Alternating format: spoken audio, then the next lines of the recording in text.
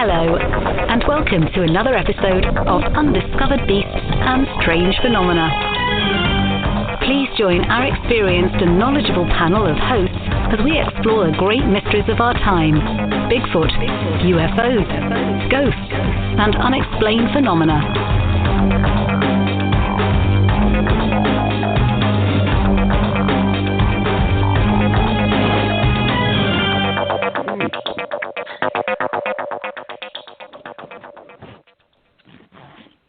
Good evening, ladies and gentlemen, and welcome to our show. Tonight, Mike and I are joined by Marc DeWerth.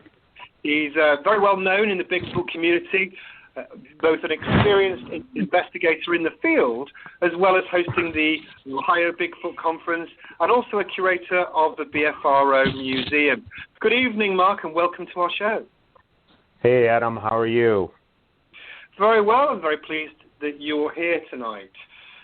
So, one of the first questions I was interested in is, many people will know you from hosting the Ohio Bigfoot Conference, and we'll come on to that later, but you also have an interest. I like to bring new dimensions to our guests that people may not be aware of, and you're also a curator for the BFRO Museum. Can you tell us what that entails, please? Well, it's not a museum. It's just the Bigfoot Field Researchers Organization. Basically, every state, or at least most of them, have a curator, and that's usually an investigator in the state that knows everyone in the ins and outs of the state and has all the contacts in the state to deal with, say, state agencies or forestry or anything in that retrospect in terms of, getting the investigations taken care of, and just bringing on new people into the organization and just trying to, let's face it, Adam, it's a volunteer organization. So to get people to volunteer to investigate Bigfoot sightings, it's not as easy as you think. So, it's just pretty much because of I've been in this so long. I've been in this over 31 years now. So I know Ohio well. It's like the back of my hand nowadays. So when you talk about bringing new people in, do you have a certain methodology that you encourage them to employ?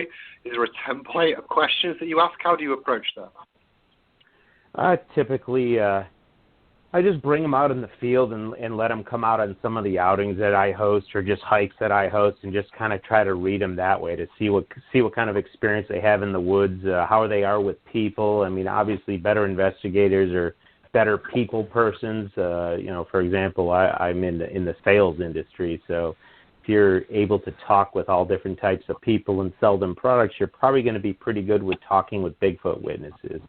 So there's really no set criteria. It's more just feeling them out and deciding if they'd be someone that would be a good asset to the organization. Is there any time when you might say to people, as you might do with sales or management, oh, this isn't really for you? And if so, how might you approach that? Have you ever had that sort of incident? Oh, yeah, of course. And that's just typically where people, they don't realize what you have to do and things that you have to actually set out to do in some of these investigations. And you'll get some people that are all gung-ho, and they get a report in one place, they meet the witness, and then they're told they got to walk 3.5 miles in. Well, some people don't want anything to do with that, and they would prefer to just be like a volunteer, let's say, rather than a full-fledged investigator. So we give them choices and things like that. And then some people just think, hey, this is not for me. This is not what I thought it was.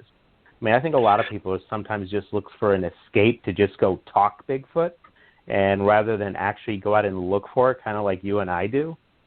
No, I get it. I mean, one of the things that I didn't know about the BFRO, and it's raised the question in my mind, is how do you, in your role as a curator, how do you assess the qualitative nature of the reports? Because obviously data and the quality of data is very important. How do you determine what you think might be a qualitative report with substance from something you just think, oh, this is just flimsy? Well, and a lot of times the problem with today is that social media is so powerful, so many people have access to information about Bigfoot. And when you have that kind of access, it's very easy to fake reports or make up reports. So what I typically, like to do is I like to sit on reports. Like I don't even want to, if the report's nothing within a week, I'd prefer to sit on it and just wait and let these people sit on it because they're thinking they're going to get someone to call them right away. And if you don't typically do that and give them a few extra weeks, then you reach out to them out of the blue and you catch them off guard. Watch what happens to this, because the story they submit in electronically all of a sudden changes like a car driving over a guardrail. And then right then and there, you get that first red flag. And, let's face it, if you know just as well as I do that if someone has seen a Sasquatch, they're not going to forget detail. That's something that's life-changing. Yeah. So I really try to just be very passive with these people, and I let them tell their story. I don't interject any which way because I want them to tell it just like they submitted it. Because, like I say, if they really saw one, broad daylight, 10 feet away, 20 feet away, there's no mistaking their story. Their story should not change at all. So you just have to have a fine line of how you approach it and your methods of investigating it. Good. So when you're in those stories, and obviously people, like any eyewitness, I was a sort of lawyer for many years for the British government. I look for inconsistencies in the story. Is that something that you would do? And it's not being disrespectful, but you're assessing credibility. Is that something you do? No. Yeah, just the one thing that I've always know is this. From years ago, when I first got into Bigfoot and working with Don Keating in Ohio, was that the witness has to really sell the story to you. It's not. It's their job to sell it to you. I mean, the best thing to do is I like to just listen. I don't ask any questions till they're completely out of breath and done talking, and then I will interject and ask some of the extra questions, the extra details, looking for the inconsistencies. And if I find an inconsistency, I hate to say it, I get rid of the report. I try to be as skeptical as possible, even though I'm quite confident Bigfoot exists. But I just still have to keep that skepticism because I think healthy skepticism only makes the body of work stronger in the long run. Yeah, good. I mean, that's what I'm trying to get to, the integrity of the data, because I think my perception of you, although we've never spoken, is that you're quite into analysing data and quantitative data. What percentage would you say of reports do you think you throw away? 85 to 90%. Wow, that high. And here's another thing, and I'm not going to call any organizations or any groups out. There's reports that I have absolutely know were not legitimate. That when the people realized or the witness realized that I wasn't buying it, they ran to 2 or 3 other groups, and then within 3-4 days, you see something on one of the the Facebook groups that are all out there. You see one of them, they're talking about it like it really happened, and it's like. I went out to the location. I went to where it happened, and what they explained is not where it is. I mean, everything was off, and if the details aren't correct, I mean, come on. I mean, some of these people are just looking for attention, or they're just misidentifying, or they just want to see a Bigfoot. I mean, and then that's something we have to deal with. No, and when you think about, you said that you've been it's been an interest for you since a child, is that correct? My first interview, I was 19 years old. I interviewed a witness of a Bigfoot crossing State Route 800 in Tippecanoe, Ohio, which I believe is Harrison County.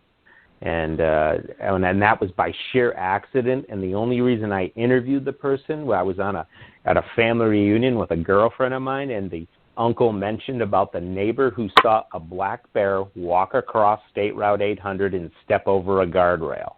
As soon as he said that, it piqued my interest, and the next day I went and talked to the guy with my girlfriend's aunt, and lo and behold, the guy said, yeah, it was standing on the left side of the road. I hit my brights on it. He says it did the most amazing thing. He says it just stepped across the road in 3 steps, and when it got to the metal guardrail, which was 4 foot off the ground, it just stepped right over it into the creek bed. And he goes, I never knew a bear could do that, and he just left it at that. And as soon as I heard that, I walked away with a kind of a smile on my face, and I said, well, I know what he didn't see, I said to myself. He didn't see a bear. And So that's kind of what started it, into the investigation of the Ohio Sasquatch. So before you were 19, was that the thing that was pivotal to determine your interest before then? Was it a subject you had very little interest in? My grandfather. We used to go over to my grandparents' house every Friday night, my mom, my brother, and I. And my grandpa and I always watched a bunch of typical American TV shows like Chico and the Man, which you probably have never heard of, Sanford and Son. And, there was like Cold Jack. Do you remember old Cold Jack? It was like a mystery show. Yeah, I knew that was on British TV. I used to like it. I used to watch it with my family. Yeah. And well, then guess what? Every Friday, In Search of came on. Well, we would watch that with Leonard Nimoy. Well, they happened to talk about the North American Sasquatch.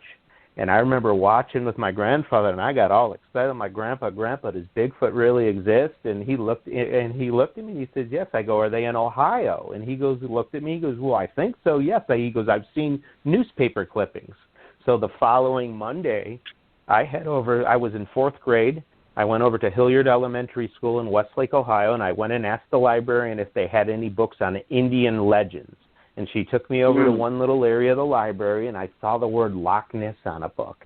So I figured I was in the right area, and when I looked around, there it was, yellowed mylar dust jacket.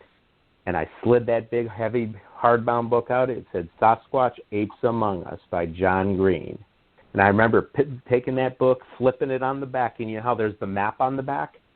And on the map on the back, it said Ohio, 17 sightings, and I just, flipped out. And I checked that book out right away, read it cover to cover, and so I always had an interest because of that book, and then I got to meet John Green in person in 1989, and that was just amazing.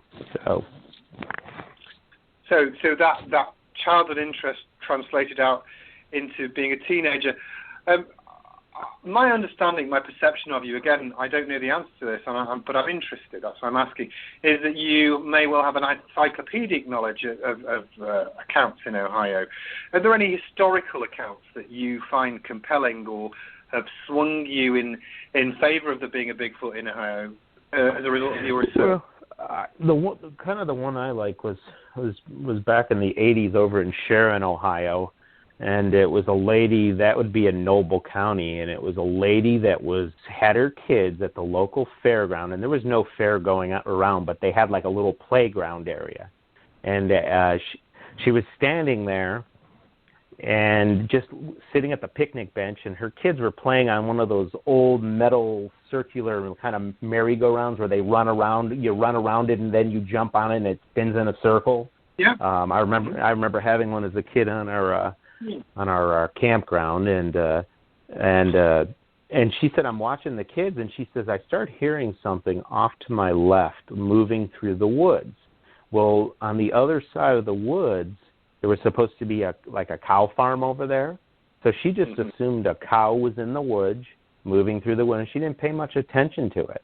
Well, she goes, I was sitting there just kind of minding my own business, looking up every so often as the kids are playing and laughing. And then she goes, I look up, and there it was. She goes, probably 10, 15 feet behind where my kids were playing, there was the fence line, and there's this huge creature standing on the other side of the fence with its arm up on a branch holding it, and it's looking down at her kids playing. Well, she got very, very panicked and ran toward her kids, and when she got up to her kids, she told them to come here, and they weren't certain what was wrong until the one daughter looked over and saw the thing. Well, the daughter, as the mom's staring at this thing, the daughter tugs mom by the shirt, goes, Mommy, Mommy, and the daughter goes, What? She goes, is that Bigfoot?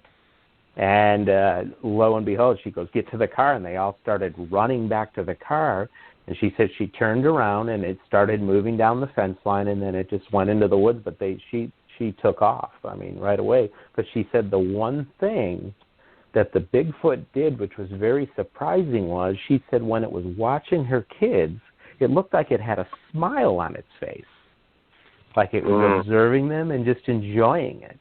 And that's a very well-known report in Ohio, and I remember going down to that area with Don Keating and meeting the witness and the farm and and things like that. So it was very interesting. But, to be honest with you, there's so many good reports. It's like I mean, I can think of another one. A female bow hunter was hunting over in Richland County near Mansfield, and this was back in the early 90s. And she was sitting up in her tree stand, and there was a creek dividing her and the tree she was on to another slope going up the other way with a bunch of big, heavy forest. And the deer were coming down the creek on a regular basis. And, well, her idea was, we'll sit up in the stand. When the deer come down through the creek, the water's only not going to make noise. They're not going to hear her, even though she's in a tree stand in camo. And she'd take her bow and kill one. Well, she goes, I was sitting up there in the stand, and she goes, I noticed up on the ridge line, because the sun was in that direction facing her. And she goes, I noticed something was walking through the tree line up top. And she says, all of a sudden, this thing started coming down the slope toward the creek. And she goes, I just sat there and watched in just absolute stunning fashion this Sasquatch walk right out down the trail, hit the creek bed. And she says, when I got to the creek bed, it kind of turned its head back and forth, sniffing in the air like, something ain't right here. Something ain't right here. But she said it never looked at her. She was in full camo. And she said that it just kind of turned to the right and went off down the creek in the other direction and disappeared. But I remember she brought in this. She drew it. And I remember how amazing the drawing was, like the hair, how long it was on the head and how it hung down at the pits and how long the arms were. They almost hung down to the knees. And she said it was like a chestnut brown in color. But she saw it in broad daylight, and she said she could not believe it didn't look at her. But even though she was in a full camo fatigue, about 12 foot off the ground in a stand, up on the slope on the other side, but she said it just terrified her. So, I mean, this. No, good. One of the things I was interested in relation to Ohio, there's a couple of questions I want to ask you specifically because of your knowledge. But have you seen any consistencies? Obviously, this lady didn't see it, but have you seen any consistencies in facial descriptions from witnesses of alleged Bigfoot creatures? Okay, and that's a really good question, Adam. And what I would tell you is this: it's just like people. The thing I've noticed with Sasquatch, it's like they all look different. Some are very handsome looking. Others have that more aggressive, grotesque-looking face. Some have more facial hair. Some have less. And then the skin color, from grays to light browns to blacks. In Ohio, we have a very diverse in terms of color of the hair. We've had a ton of white Bigfoot reports. In the 80s and 90s in like Coshocton, Licking County, and central East Guernsey County, there was a white one that was being seen all the time. And over an area called Woodbury Wildlife Area in particular, there was one that was being seen on a regular basis that Don Keating accidentally videotaped on August 2nd, 1992. And when I say accidentally, his camcorder was pointing the direction where the Bigfoot was. He didn't know that he wasn't looking there. It just was filming. And he did not see it on the video until a year later. He just happened to be watching the video. He interviewed a witness maybe like a few hours before. And then he was over in this one area in Woodbury just looking around, taking footage with his camera, and he caught it by accident. But that creature in particular, Daniel Perez from the Center of Bigfoot Studies was out. Meldrum, everyone has been out to that site, but I remember Daniel doing a recreation, and he came to the assumption, judging by where the Bigfoot was walking and where Don was standing, that it was over 10 foot tall, and which is huge. But it was a white, grayish looking creature. But anyways, and that leads me to another incident. Don Keating used to hold monthly meetings in Newcomerstown.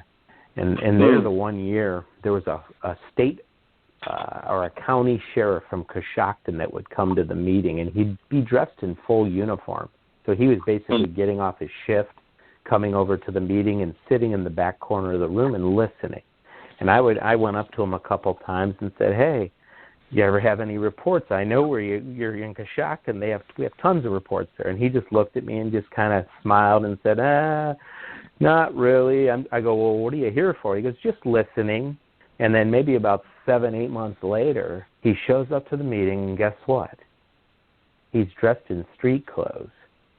So I come up to him. I said, not working tonight. He goes, no, retired. And he goes, you want to go outside and talk? And I said, ooh, okay. So we went outside and talked.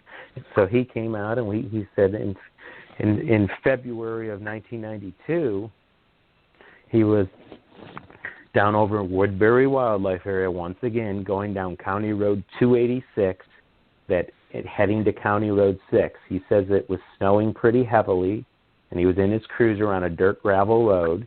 And he says, as I was approaching the end of 286 that tees into County Road 6, he goes, I saw what I thought was a man wearing a parka starting to cross the dirt road. And he goes, I thought it was strange. Why would someone be 2 miles away from the nearest house out here in this freezing cold night in snow, walking across this road here? So he goes, instinctively, I hit my overhead lights on it. And he says, then is he realized it wasn't a person. He says, yes, it looked like a parka, white in color, but it wasn't. He says it held its big arm up and it was blocking his spotlight, but he could see all the hair hanging down. And he said it got so discombobulated, there was a stop sign right there at the top of the road. It walked right into the stop sign and knocked it over. And then it regained its balance, and it continued following the telephone line into the woods. And he said, I shined my spotlight on the whole way. And he watched this thing go up over the hill away. And he goes, I was terrified. I go, well, what were you so scared about? I go, you got all these guns. He goes, I was afraid it was coming back for me. And he goes, it was. And then he goes, it even got more terrifying. I go, why? Why is that? He goes, well, when the stop sign got knocked down, I had to call the county. Then the county had to send a service guy out to reset the sign. Well, obviously the county's not 24 hours, so they had to call someone on overtime and bring them in, and a couple guys did come in to reset the sign. Well, he said, I had to sit there at night, close to 1 in the morning, with my lights and everything going on, with my hand on the shotgun, my hand on the other gun, thinking this thing's coming back, even though he had all his lights going. And he goes, when the guys came back, he asked him, he goes, what's the standard height on this stop sign? He goes, oh, this one, he goes, it's 9 foot off the ground at the top. And he said that the Bigfoot was so tall, its top of its shoulders were higher than the top of the stop sign. And obviously he's a trained police officer, trained at observing things. He said this thing was every bit 10.5 feet tall. Huge. Those are very compelling stories.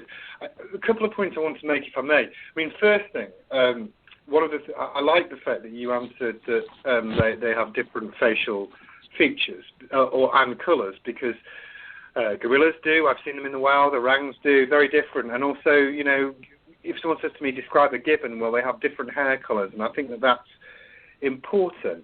The second question I have for you, and it's burning, so I'm going to ask it now, is bearing in mind you're talking, I mean, the last description was a very credible eyewitness, a police officer. Why do you think that a creature this size is able to remain elusive in an area like Ohio? Some are rural, but some of these sightings are in areas where there are areas of population. How are these large creatures able to remain undetected, Mark? What do you think? Well, I think more than anything, and you know what I really blame it on nowadays? It's technology. If you think about it, like I have an 18-year-old, a 16-year-old, and a 12-year-old, and they are so reliant on technology now. Why would you bother going into the woods now when you can go on an app and see the park on the park app? I mean, so I think what's happening is we as people are becoming so out of tune to nature that if we're not in tune with nature, we're not aware of what's actually going on. And remember, with anything's about looking in the right place at the right time. If you're with your headphones on or you're on your phone while you're walking in the woods, you're always paying attention to it. You're not paying attention to your surroundings. Plus, Bigfoots don't go out of the way to want to be seen, for another thing. And then the people that do see it, do they go chasing after it? No, they don't. They usually go the opposite direction. So I just think that our forefathers, like the first like my family, when they came over, like in the mid-1800s, my great-great-great-grandfather, he knew how to live out in nature on his own. He knew how to hunt for his own food. He knew how to track. And that's something we're not teaching the kids that today and the people that today. So I think that's part of the problem. I mean, and plus, how many Bigfoots are they really are? I mean, I know there has to be some because they're reproducing, obviously, but there's just not a sheer amount of numbers to say, yeah, there's just one in every cornfield or every woodlot. It's not like that. So.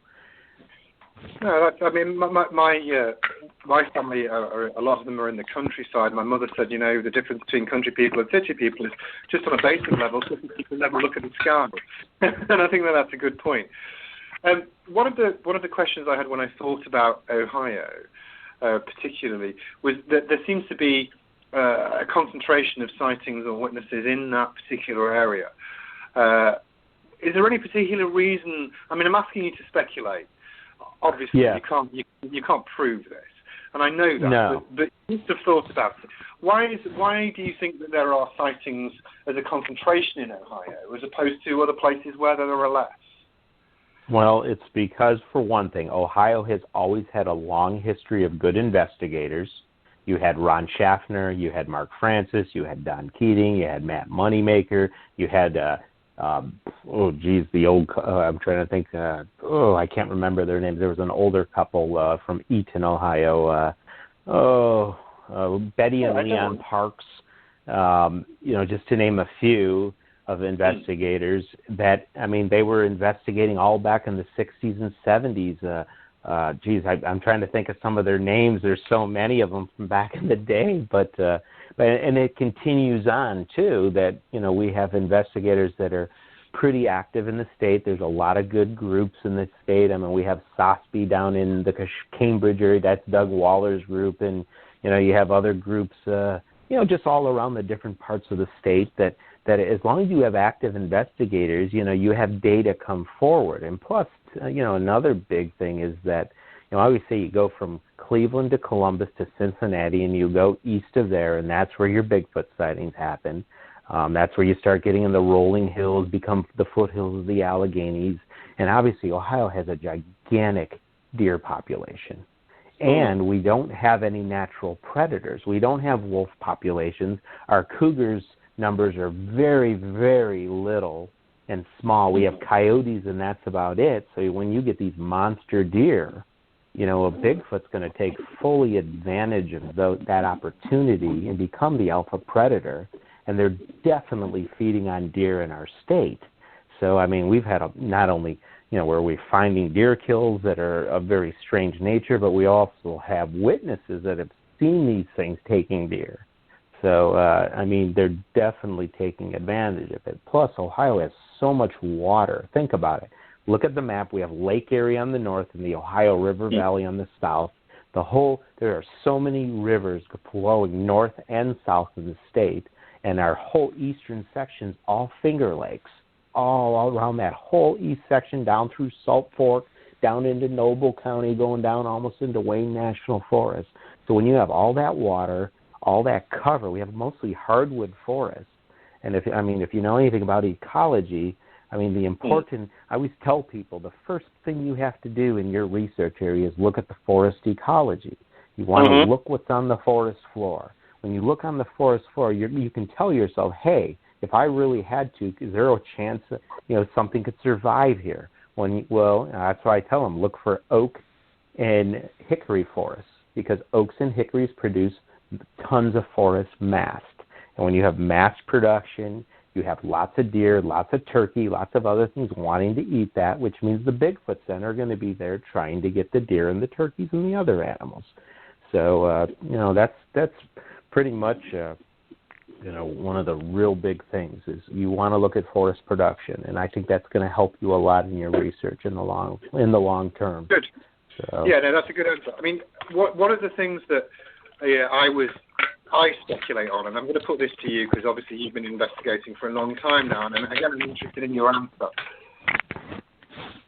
One of the things that's really, I think one of the biggest questions for me is the level of sentience of a Bigfoot.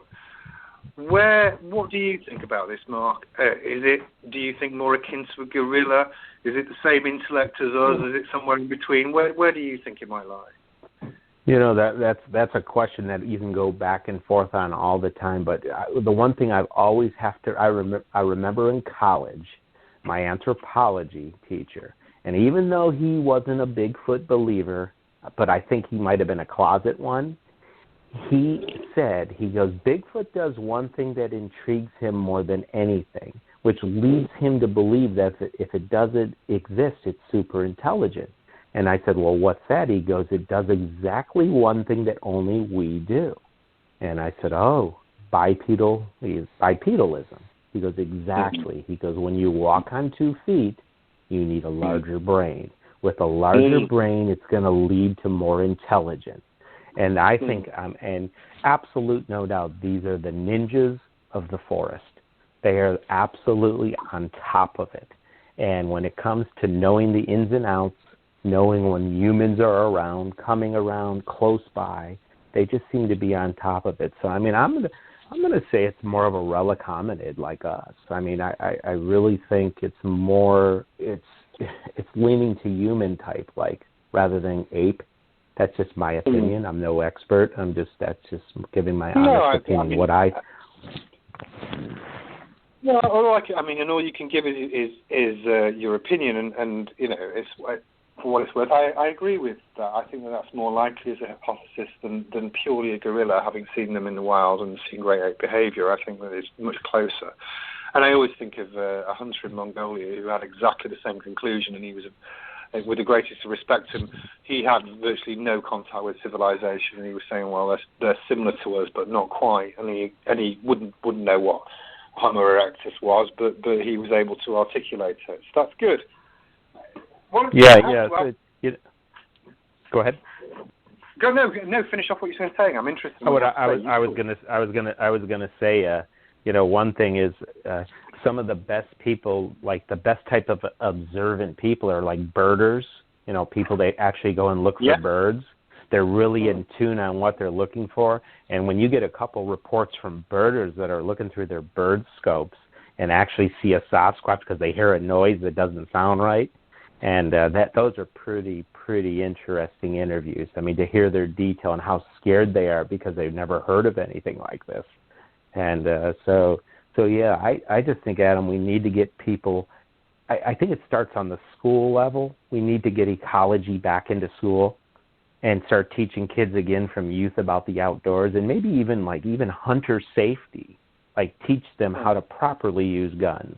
And because they used to do that years ago all the time, and I just think that we need to, educate the children better. Let's just say.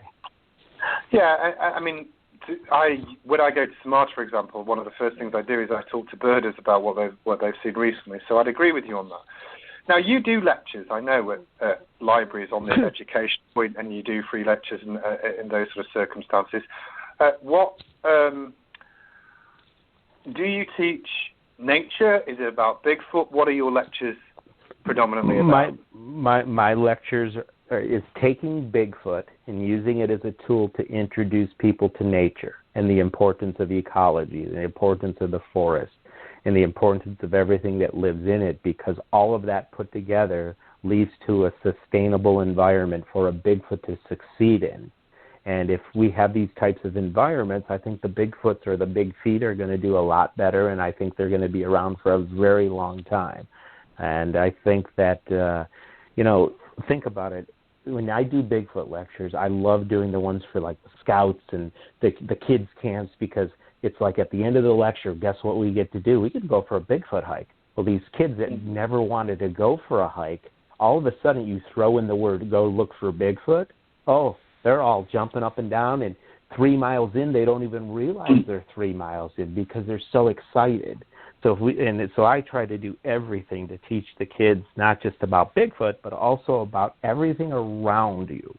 I'm a very knowledgeable person on trees, And so I love talking trees, and I can talk trees just as well as I can talk Bigfoot. But I tie it all together because I think it should be an educational process where we're educating people that, hey, these things aren't these mean, scary monsters that people like to make them or movies like to make them to be. These are just another giant, forest giant, or quiet, the peaceful giants of the forest that are out there trying to survive just like we are. No different, just in their environment. Okay. When we talked about the level of sentience. One of the things that people have speculated a lot about is the personality and or disposition of Bigfoot. Some people say that they're all benign, peaceful creatures, and you have to have a pure heart in order to see them. Other people say, well, you know, they may well be aggressive and interested in cases of potentially abducting people. Where do you lie in this spectrum, Mark? Well, I'm like with anything. If, for example, you see a Bigfoot in the woods and you do the typical human response, and that's leave, they're not going to bother you. If you're a hunter and you see a Bigfoot, and all of a sudden you pull your gun up and take a pot shot at one or shoot one and hurt it, you know, one thing I always say, when there's one Bigfoot, there's another Bigfoot. And so you're going to run into some trouble there. And I think if you show aggression to them, just like if humans show aggression to other humans, what do? We go into defense mode. Well, if you go into the defense mode, you're trying to hurt me or my family, I'm going to try to hurt you back. So I have a feeling sometimes when there is some of this supposed violence between humans and Bigfoots, it's because humans tried to do something to the Bigfoots, and the Bigfoots are just defending their family. So it's probably just provoked, let's just say. But in terms of them walking around the woods looking for people, absolutely not. No way. No, that's not how these things are. At least the ones in Ohio, they're not like that. They're definitely just want to be left alone. They just want to do their thing. So what about these people who say, you know, that all of them are benign and they just want to love you? How do you feel about those people? They just want to love me? Well, you know, one of the things I've noticed is the reason I'm putting this to you, because I want to see how you've dealt with it. One of the most acute, vociferous attacks I've had on me have not been from people who've said, well, it's potentially an ape or Homo erectus, the sort of thing that we've been discussing. They've been people who have said, well, you know, you're not pure of heart, that's why you're not seeing them. And then when I've said, well, actually, I don't think that. I think, you know, they could be a relic hominid like you have. They've said, well, you know, I'm not going to use the language, but they've been quite aggressive. And there seems to be a dichotomy between the notion of them all being pure and all you need to do is play a flute and you'll see one, to being quite aggressive. And I'm just wondering, and I find it unique amongst the Bigfoot community, this sort of thing. So I'm wondering if you dealt with these people and how you dealt with them. Yes, I've dealt with these people. I have dealt with people that explained exactly what you're saying, and while we were standing in their backyard, they're pointing toward the hillside, said the mama and the baby are right there in the woods, and they're watching us as we're standing there. Oh, and before we pulled in the driveway, they were playing up on the hill right there. So I walked right toward it. And the guy's like, oh, no, don't do that. I got my tracks marked off there with the red flags, and he had little flags in the grass. There was absolutely nothing there.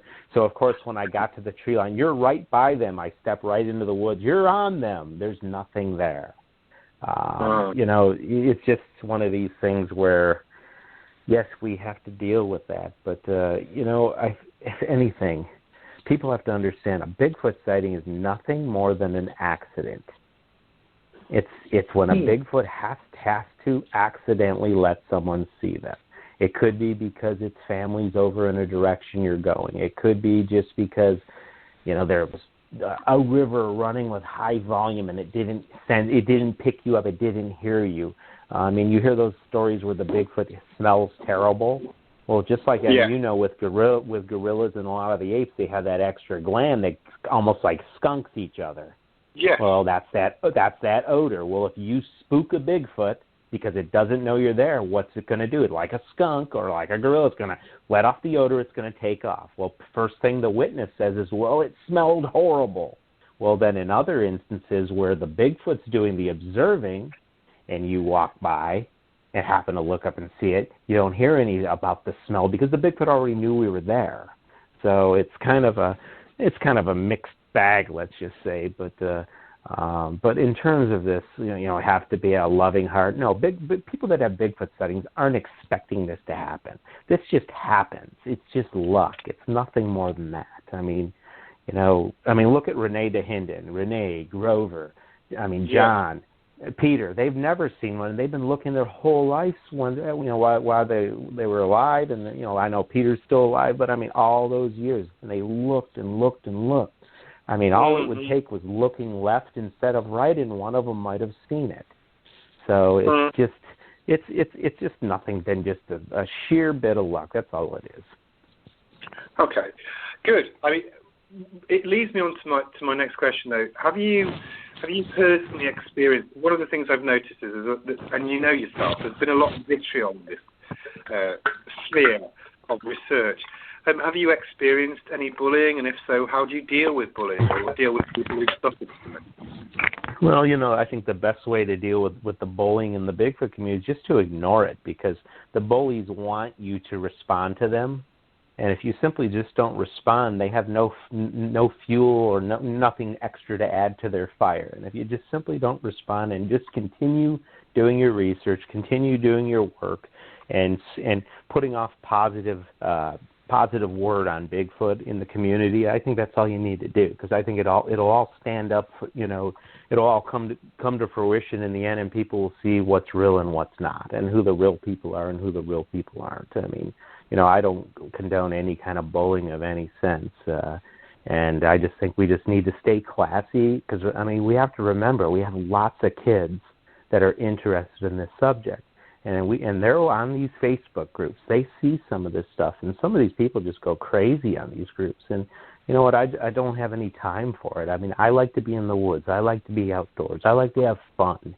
And you know what? If I always tell people, if Bigfoot can't be nothing more than a hobby, because when you have a hobby in your life, a hobby is supposed to be what? It's supposed to be fun.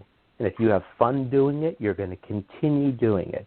As soon as it becomes a drama fest or a job, that's where it becomes an issue. So if you have fun doing it, keep doing it. If you can't handle it and are just miserable, you shouldn't be doing this. You should just move on to something else. Okay, good. I want to talk to you about the Ohio Bigfoot Conference. You ended up taking it over from Don Keating. Why did you decide to do that? It seems to be an awful lot of work to do these conferences. What motivated you? Well, I've done conferences for years, long before doing Bigfoot conferences. I was heavily involved and president with the Ohio Cichlid Association, which is an aquarium fish organization in the Cleveland area, and I had been in that hobby since I was about 14 years old. And as soon as I got 18, they're like, hey, we want you to come onto the board and help run this organization. And well, the club was not doing well at the time, and so I got the big idea of doing a hotel style convention. And well, all these years later, that club is like one of the most successful clubs, aquarium fish clubs in the whole world, and we have speakers come from all over the world to come speak at our event every November. And so when Don was getting ready to get out of Bigfoot, I was helping him with the event and helping him bring in speakers, because I knew how to organize and set all that up. And so when I took it over completely, I just absolutely tried to take it to a new level of event. And I was always looking for something that was family friendly and in the environment. You've been to Salt Fork before, right, Adam?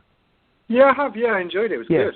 Yeah, so it's a beautiful place, so you can see that there's possibility of Bigfoots being around once in a great while. And so when you create an event, you have to have a good venue. And if you have a good venue and a good location, the rest is going to take care of itself. You just have to bring in speakers and have side events and make sure there's all sorts of different things available for people to do and people to see. And we have people come from all over the country, we have people come from Australia, New Zealand, all over Europe, Mexico, Italy, all over that come in, because they want to see Salt Fork, they want to see the event, and it just becomes a really just big, I don't know, it's almost like a Woodstock of Bigfoot, if that makes sense. And I like the venue. Yeah, I like the venue. and one of the things that people should realise who haven't been that is good about it is you can go out and actually do some decent research as well as go to the event, and it's very easy to do because there's a lot of woods and things out there. So if you're into field research, you have the opportunity to do that. Do you agree with me or no? Oh yeah, yes, yeah, most definitely. And then a lot of the researchers that are attending the event, there's a bunch of just great people from all these different groups, and they'll even say, hey, you guys want to come out with us? We're going out to here. So they'll take some people from, say, Texas out in the woods for the night, and so they get to have a good time. And that's the thing when you do an event. If people have a good time, they're going to keep coming back. I mean, we sold out this year, I think, in 15, 20 minutes, and the hotel and the lodge had been long sold out. I mean, every cabin, every lodge room, the campground's almost full. People are getting rooms in Cambridge now, in town there, and so I mean, it's just if I had a bigger event, like a bigger center, I could triple the number of people easily. That's how the demand. Have you ever thought of doing a difference, of moving it out of it, or do you just want to stay in? I like the venue, Adam. I mean, because if I can't find a place that has that venue that's in the woods, that has all that just country feel, forest feel to it. If I had a bigger place, I would definitely, consider moving it. But I really have a good relationship with Salt Fork and the great people that work there, and they're almost like family to me. And like I say, sometimes if it's not broken, why try to fix it? Why reinvent the wheel? I mean, I could simply go out and do more events, but I'm not doing that. That doesn't interest me. I do a lot of personal lectures. I mean, I usually do 40, 50 a year. And so I enjoy that, especially for kid groups and libraries and senior citizens. I do. I mean, or Kiwanis clubs, local community groups. It's fun. I mean, so I have a good time. You're certainly very busy. One of the questions I want to ask you is, I mean, my understanding is that you did. I'm friendly with Daniel Perez. My understanding is that you did a lot of mentoring of Bea Mills, and she obviously was the first female Bigfooter of the year. How did you go about that process? And did obviously you gave you the pressure? I think with Bea Mills is what it was is I had this investigation in Central Ohio that was just an investigation where it was taking me like 3 hours one way just to get there, and then I'd have to drive back. So my buddy Coyote and I, we were going down there investigating the property, and we were having a lot of results, and we were doing some recording projects, and it just got to the point where I needed someone that was close to this location, at least closer than us. So I reached out to her, and I asked her, I said, I know you're kind of, don't have a lot of big investigations, but I have this property. I'd like you to meet Coyote and I over there and meet these landowners and give an assumption what you think, because she probably lived a half hour away. And so she met us over there one day, and after meeting the property owners and starting to work the property with Randall and I, or I call him Coyote, I just got to the point where it was so tiring doing the driving, and I asked her, I said, would you want to take this on and just this will be your investigation, because I need someone that's at the recorder almost every night, because at that time that we didn't have the technology and the batteries where we were getting more than, say, 48 hours of uninterrupted recordings. And so what we did is we worked with some different researchers, Charlie Page, Charles Kimbrough, and worked with their microphones and some of the battery technologies that they were developing with some of these recorders we were using, and B had constructed some housings with their equipment and started doing a complete LDR project in this part of the state. And so she took that over completely, and as you can see, she did a hell of a job, and the property and the surrounding 10, 15 square miles over there has constantly been producing, and she's just done incredible work, and she has a great relationship with the property owners and the local community over there now. And I thought when she won it, it was very deserving. She did a great job, and the amount of evidence she's collected is phenomenal. All I can say, I'm pretty damn proud of her. She's a great person, and I'm very honored to say that I know her, and she's my friend, and she's in the BFRO, and she does us proud. So, very good. Now, you talked about how many lectures you do and how involved you are, and I understand that running a conference must take a lot of work. Do you ever get a hard time? Does Mrs. DeWerth ever say, "Hey, come on," or your children? My kids like coming to the conference. My family always comes to the conference every year, and they once in a while come to my lectures. But the problem is mine are getting to the age now where the two older boys are working, and they usually work the weekends. And then my wife, she's heavily involved with Girl Scouts, so she's constantly doing something with my daughter and the Scouts and things like that. But they do, the ones that are close, they come to the lectures. But the ones farther away, not so much. But my wife, I think, looks at it from this aspect is at least I'm not going out drinking or doing drugs. I mean, so it's the truth. I mean, I am so busy between Bigfoot, between fish, between trees, between nature that I volunteer all the time at local preserves doing invasive species polls, just to pull stilt grass and garlic mustard. And I try to be involved with everything in the state because I have so much access to private property, private preserves, because I volunteer. And they know I'm a Bigfooter, but they're cool with it. I have people that say, here's the key to the gate. You need to go in any time, it's yours. And so I think with good networking and, a good network of people, I have a very good network of investigators that I work with. And we have a real great relationship all throughout the state.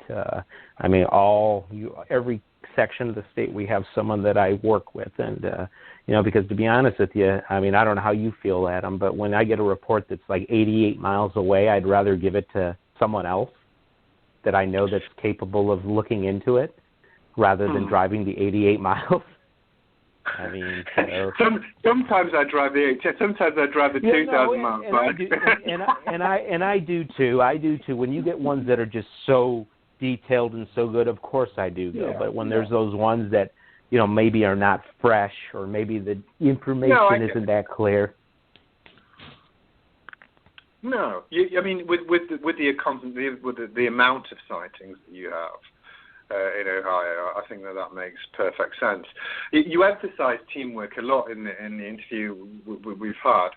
Is that something that you would say is one of the most important drivers to you? Do you like having a team around you? Yeah, you have to have a team. You have to have your network. You have to have your group of trusted people. And I've always been very blessed and fortunate to have people that I could work with and fully trust. And I want them to trust me too, of course. And because I can tell you, and I'm sure you've had the same thing, having these instances where you're out on someone's property and you kind of sway off that property not knowing it, and then all of a sudden there's a gun in your face. Or something like that, and having to talk your way out of it, and that's one thing I'm very good at. I'm very good at going to someone's front door and introducing myself, and before you know it, we're sitting down, just BSing, and they're telling me all the stories or all the history, and it's one of my good qualities, let's just say. But no, we need to have teams, and you need to have trust. You need to have people that, and the one thing you got to stress is that, hey, we're just volunteers. We do this for fun. We do this because we're passionate, but we also have fun doing it. And if you do it with that angle and with that outlook, I think you'll get a lot better results, because everything, even when equipment fails, it's kind of funny when you think about it, like, oh, geez, how'd this happen? And not again. Or when you have real good success, you're excited because it's a team effort when you do that. And that's why I prefer. I like at the conference, for example. I have never spoke at my own conference, and I never will. Yeah.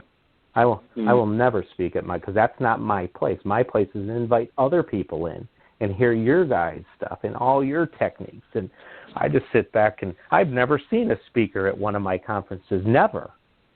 No, never. Really? Have you never seen one? Gosh. No, I'm always doing something. I'm always running around. I mean, because I like to make sure everything's running well. I like to make sure the vendors are happy. I want to make sure that people are happy. And so, and I look at it this way. The event's for them, not for me. And I do it just because, you know what, I love Ohio. I love our state. And I love the history of Bigfoot in the state. And I think that people should know about it. And, it's a shame because, all the years I've been in this, and I've seen so many good people come and go, and then of course all the hoaxing. It just drives me crazy. I mean, there's still hoaxing going on. And it's just disappointing. There was one recently, wasn't there? That video. I mean, that the video in Salt Fork. I mean, it was such a horrible, horrible hoax. And then the guy. Here's the funny thing. That guy, his name's Nate something. I can't think of the last name. He reached out to Ohio Bigfoot Conference. He sent a message, and he asked if we wanted to, help him promote this video. and so I responded to him because it just says Ohio Bigfoot Conference. It doesn't say my name. And I responded to him and said, no, thank you. Yeah, I think it was Nate Gray, like Grey, I think was his name. And so I here, matter of fact, I'm looking over a messenger right now. Let me see what he said. Here, let me see. I know it's on here somewhere. Because it's like, really, you're absolutely going to, think. And then he goes, well, I'm taking it to the news or something like that. And it's going to go big. Well, when it hit all that media stuff, it's Nate Gray. That's what it is. He goes, here's his last comment on February 11th. His first one was on, let me see. He goes, hello, I have a video that my friend and I recorded at the park, and I would like to share it with you. We'll be doing a follow-up video, right there, red flag number 1, and was interested in knowing if you would like to share it or possibly collaborate in some way. Thank you. And he sent me the YouTube link. And I said, and then he said, my friend and I got permission to fly our drones at Salt Fork. He came back. And I just sat on it. That came on. Let me see what the date was at. Let me see. It was on February 5th.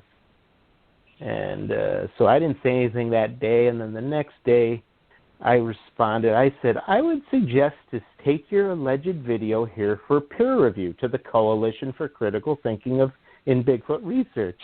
His reply was, okay, thank you. Then February 11th. I reached out before about the Ohio Grassman video at Salt Fork. It made national TV, news channels, and newspapers across the nation and world. Still not interested in it? My response, no thanks. And he just sends a thumbs up, and that was it. So that's like really. I mean, my daughter's 12, and I said, Arwen, look at this. And she comes over with like 5 of her girlfriends. They got about 16 seconds into the video, and they all look, Dad, it's someone in the suit. So there's 12-year-olds saying that.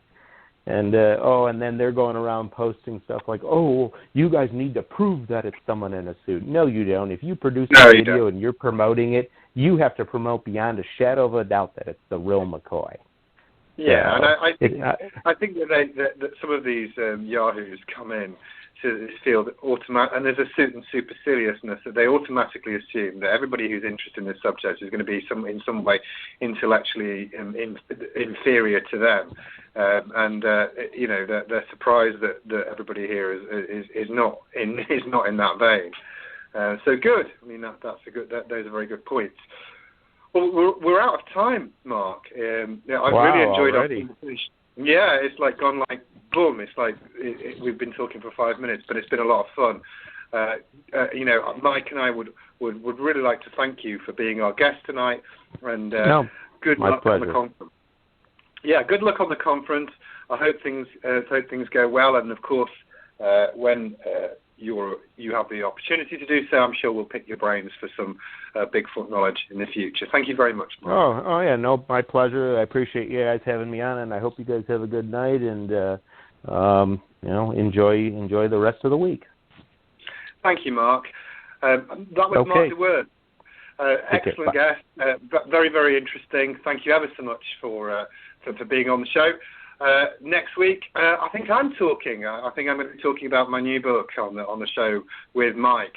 So thank you very much, ladies and gentlemen. We'll see you at the same time, 7 p.m. PST, 10 p.m. EST on Tuesday night. Thank you, ladies and gentlemen, and good night.